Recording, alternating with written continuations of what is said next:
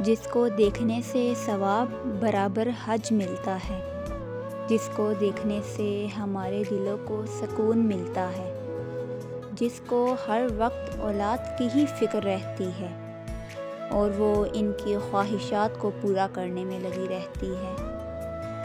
گھر کی رونق اولاد کا سکون ہوتی ہے، جس کے نہ ہونے سے زندگی بے سکون ہوتی ہے۔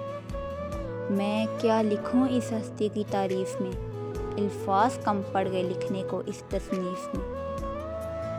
جس کے پاؤں کے نیچے خدا نے جنت کا مقام رکھا ہے، ماں ہے جو خدا نے اس خوبصورت ہستی کا نام رکھا ہے۔